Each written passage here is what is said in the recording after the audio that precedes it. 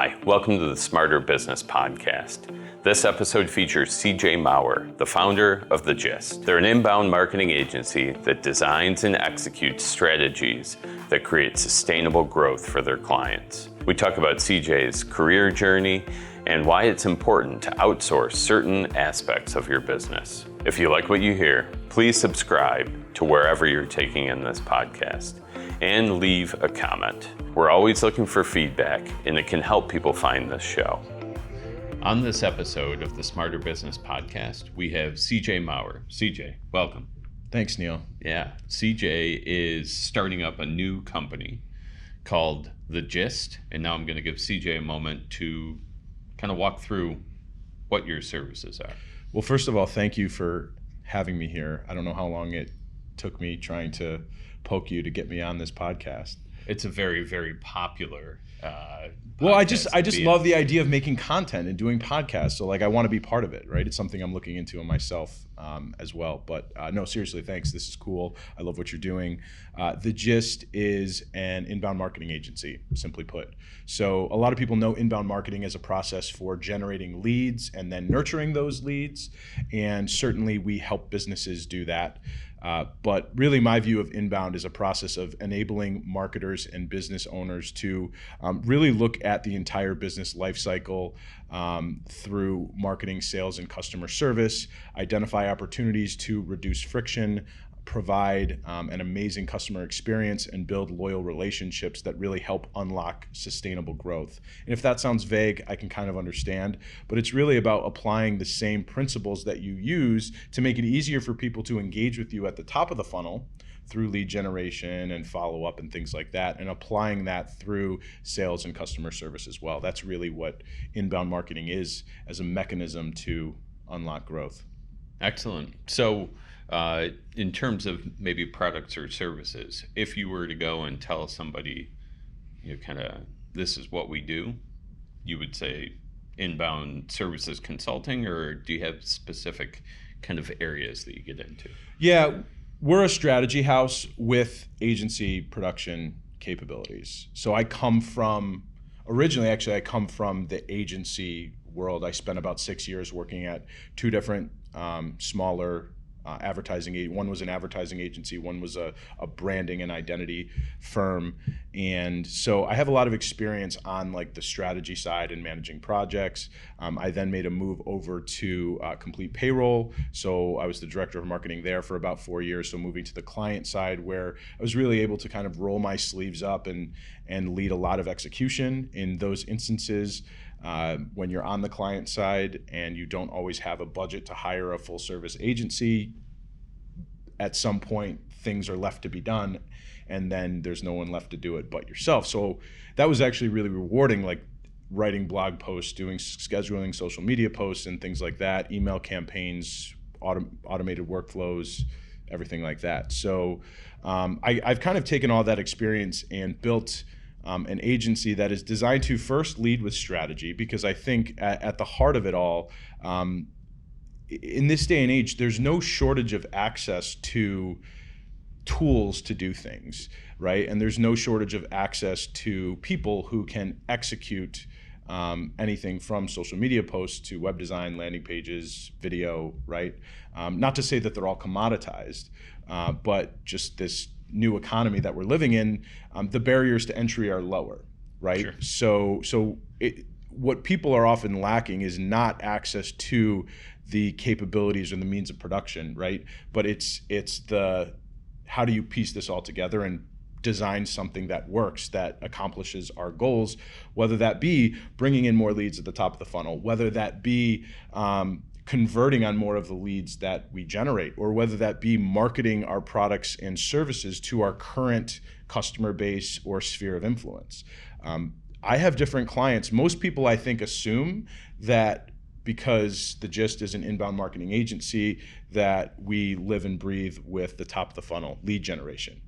And while we're certainly capable of helping people with that, I would say our clients hire us for other priorities, converting leads, nurturing leads, and marketing products to customers as much, or if not more, than they do for top of the funnel lead generation. So all right, strategy with production. We do websites. We can help with like CRM management, produce content, blog posts, videos, infographics, whatever. All of the stuff that's needed to sustain the inbound marketing ecosystem, if you will, that's needed to actually like influence people, generate leads, nurture leads, add value, right? So that's what we do. Well, that's excellent. Kind of that more comprehensive approach to inbound. Does that make you unique in the market at all? From what I can gather, maybe in Buffalo. I mean, there are certainly other agencies around the country that do what I do. But yeah, I think a little bit it does. I think it's harder than ever before to really have your finger on the pulse of the industry and figure out what people are doing, because it just changes so much. But from what I can gather, it definitely does. I mean, just the fact that I'm an inbound specific agency to begin with, Right. that you're not going to hire me to do a logo or run radio or TV ads, right? Like I'm just not going to do that. So I think that to begin with makes us unique to a certain degree. And I think the fact that we apply our focus on sustainable, holistic organizational growth as opposed to just top of the funnel lead generation probably does make us a little bit more unique as well. Because I mean, all you have to do is manage a business Facebook profile, and you will start seeing ads from lead generation experts, Sure. right? Gurus who are saying Yeah. we can generate 4,000 leads in the next 30 days or whatever, right? So there's like a lot of people out there that do that. Yeah. What we're more interested in doing is kind of like the difference between sometimes I use the analogy, the difference between renting a house or owning, or the difference between like going to the market and buying apples or like planting apple trees. Can we do some more short-term top of the funnel lead generation? Yes, absolutely.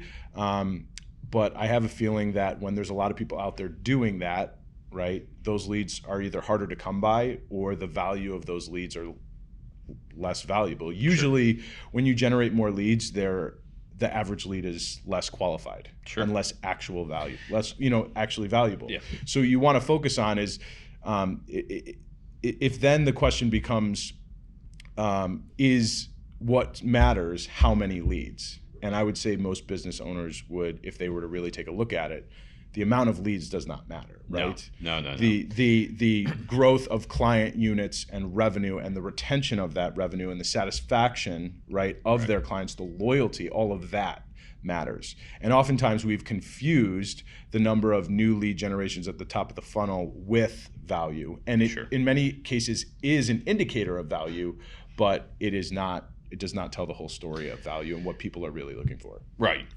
Yeah, it's kind of a next level. Like we talk a lot about vanity metrics, with our stuff, with our video production, and like views are a vanity metric. Website visitors. Yeah, they're a better metric than nothing, but like leads are maybe another step down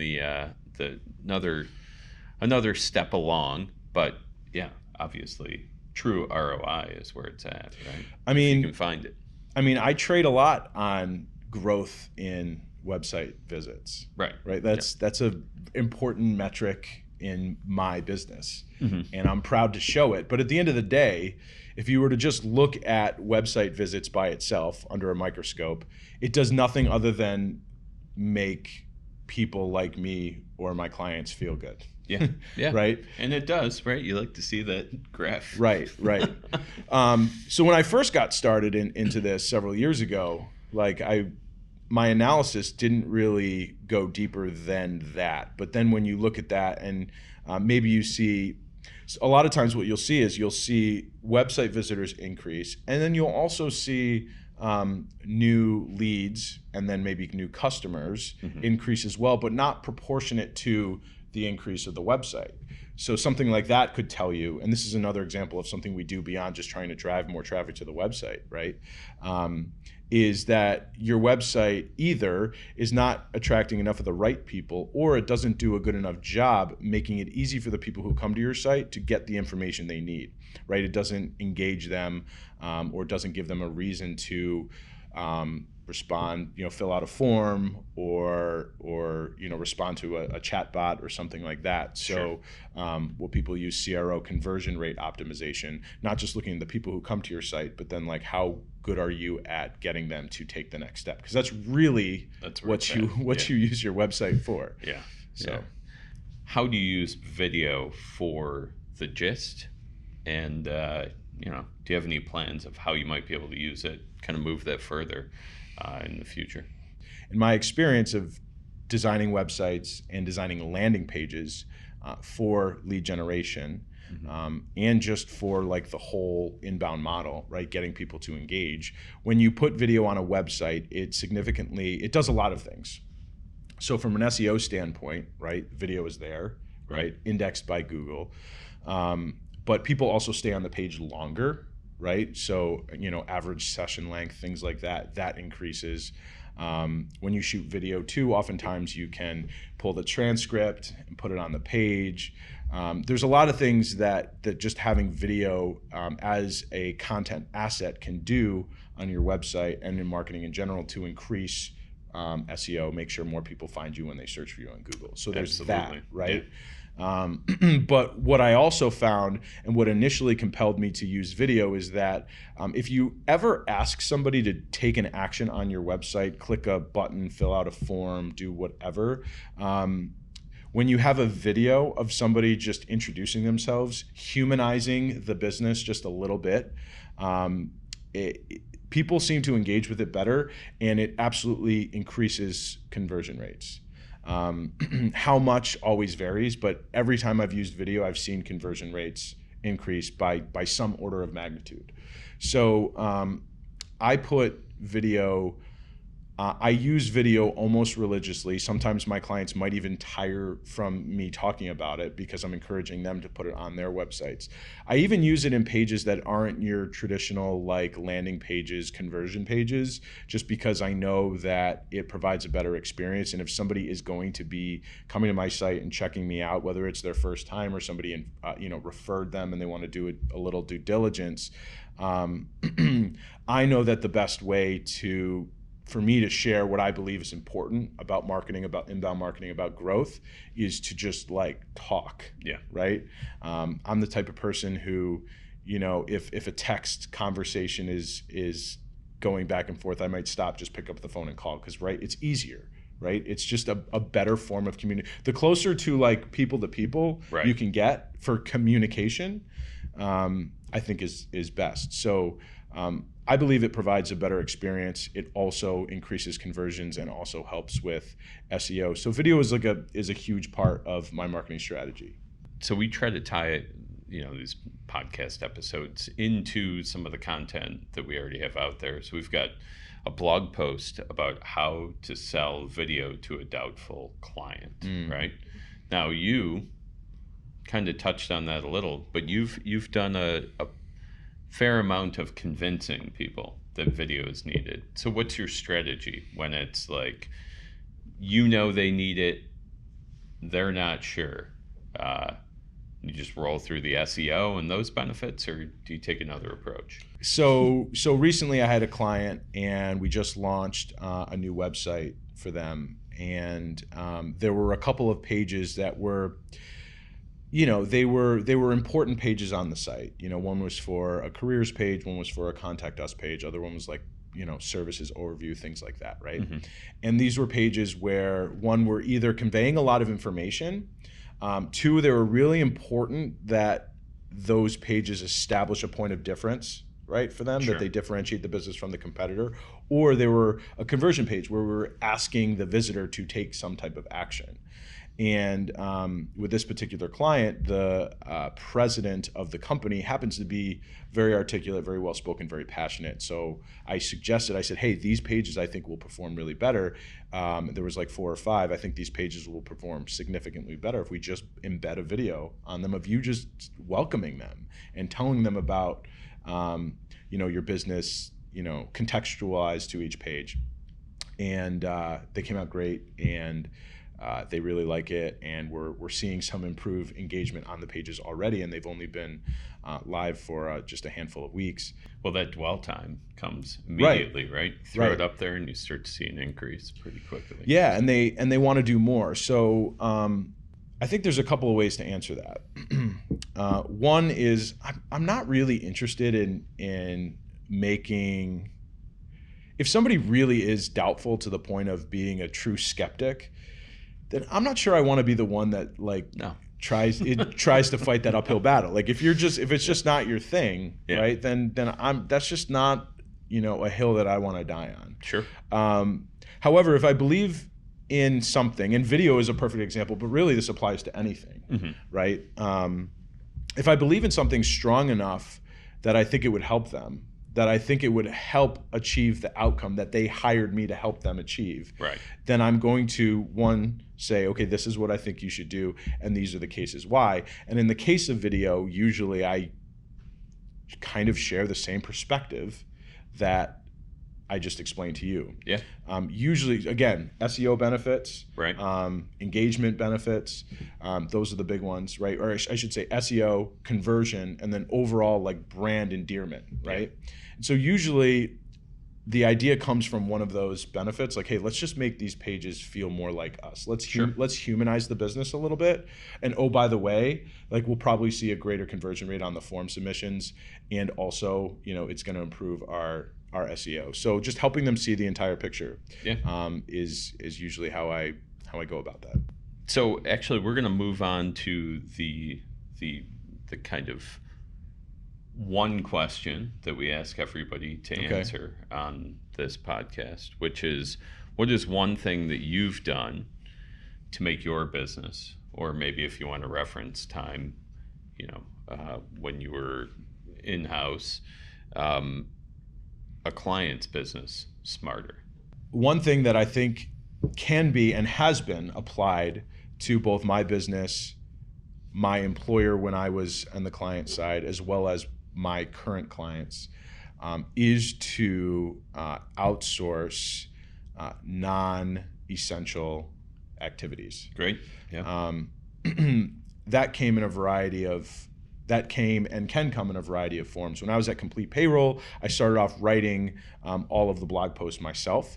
And when it became very clear that just that little bit in blogging activity was resulting in more website traffic, and it was fueling the entire inbound growth model that we were designing, it became clear also that more content, more quality content, would be beneficial.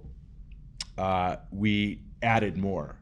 Not by carving out more of my time to write, because I still had to do so many other things, but by outsourcing content production. So similarly, now that I'm in my business, for The Gist, I have written some blog posts. I've also I'm in the process of outsourcing a blog series on content strategy with a partner of mine that I have learned sees content the way I see it. And we've had a couple conversations. Excellent. We're very much in line in terms of like what we think is important to educate people on. And so she's actually in the process of developing that right now. What I've also done is I've outsourced some project management duties. So I have a partner that just helps me 5 to 10 hours a week, keeping track of projects, communicating back with clients, and doing some of the work that is required to actually fulfill on our client projects. And that really helps me because, if I want to grow, right, or even if I just want to focus the majority of my attention on what I think I do best and where I think I can provide the most value, it's really hard to do everything all the time. Yeah. So I think that outsourcing non-essential tasks, or even if it's not non-essential, because really everything is essential. Right. I could go one step beyond that. So it's like, it's not just non-essentials. It's tasks that maybe somebody else can do better than you, or an expert in the field is going to do a better job than you are. Yes, right? Absolutely. And at first it's weird just kind of just accepting that, because as part of doing that, you're implicitly accepting that either I am not the best at this or I am not the best suited to do this. Right. So when you first do it, it maybe feels like, is this a cop out? Am I like not? But the reality is no. In fact, I found it to be the most responsible decision that I could make for myself because again, I spend more time on the things that make the biggest impact for my business and my clients. Well, it's a tough one early on to kind of wrap your head around a little, right? And like there's a cost to it, so you have to justify the cost. But if you're always working within the areas that you operate best, like you're going to be a more effective business. That's kind of all there is to it. So that's a great one. And I know, so just to kind of expand on that just a little bit. Go for it. I've met business owners who maybe have in so many ways have said, well, why would I outsource any part of marketing? I have a marketing person, he or she should do all the marketing stuff, right? You've also had that marketing lead maybe feel a little bit threatened by the idea of outsourcing something because then they won't look as good to their boss or something like that. Similar to that, I know another business owner who starts by outsourcing lots of different things, and then when he sees that it's good and it's valuable, he will hire a full-time person for that. Now that is something completely different. Basically what I'm ultimately advocating for is the idea that don't think that you can or should do all the things all the time. Right. Don't feel hamstrung to try something new if you don't have all of those capabilities in-house. If something proves itself out and it's valuable enough for you to bring that in-house, great. Great. I think it's this person I'm referencing, I think it's absolutely fantastic what he does because he gets a little taste of what it is, how it could benefit his organization. And when it gets to the point where either it makes more sense financially or he just likes the idea of having that person closer to the team, bring that in, that's fantastic. What I don't like is perhaps the rigid resistance against outsourcing for outsourcing's sake, because in most instances, you're going to get a more highly trained expert to do something more efficiently at a lower cost. Yeah, absolutely true. I feel like that's like a little more of an antiquated ideal too, right? Like that you're going to, everybody in-house is going to do everything, and all you end up doing is kind of maybe dumbing down the overall project or the overall product, and at the same time can actually be a lot more costly because you've got people on with specific projects in mind that maybe you could have had an outsourced agency. So. No, that's true, but there's always a give and take. Like, to be honest, if money was no object, I would hire lots of full-time people to do lots of functions. But money is an object, right? In business, so that's where you always have to, that's where you kind of always have to like find the right balance. There's a balance there, absolutely. Is there anything that we have maybe touched on that you want to dive deeper into? Is there anything that you would like to talk about that's important to your business? I just want to acknowledge the fact that we are sitting here in your studio recording a podcast, which is also on video camera, which is going to be used. I mean, people can listen to this audio file. They could watch the whole video. I'm sure you're going to edit small clips, share them on social media, things like that. So all this is just us sitting down for a half an hour talking about things that matter to our businesses, to other people's businesses, from marketing, video, whatever, right? And this is not the hardest thing in the world to do. It's like we created it because it's a lighter lift in terms of our creating video content for our company, right? And we talk to people. I talk to you. That way I don't have to come up with content. You've got your own ideas and we can break it up, and it works really well for us. And we've been doing it for a few months now, and not bad. I mean, you're proving my point, right? Like literally the whole reason why I started my business is because I found that at Complete Payroll, like I talk about like inbound marketing and the whole strategy. Yes, the one thing that has truly fueled that has enabled us to generate more leads, do a better job nurturing our leads, support the sales team with more content and points of differentiation, and add more value to our customer base by keeping them up to date with, whether it be labor laws or news or whatever, just interesting content, right, that is relevant to them and their jobs and their industry. The reason why like we've been able to make this whole thing work and we're seeing the results, it really comes down to, can you make quality content, right? Yes. At a relatively high frequency over a sustained period of time. Right. Can you make quality content production your new normal? I forget the first time I heard it or which, famous internet blogger or vlogger or whatever heard it, but somebody said that like these days, like a business should also be its own media company, because first of all, the barriers to entry are lower than they've ever been before. It's never been easier to either invest in some equipment or go, outsource the production of something like this and add value, talk about things that are relevant to your business, to the people that you serve, right?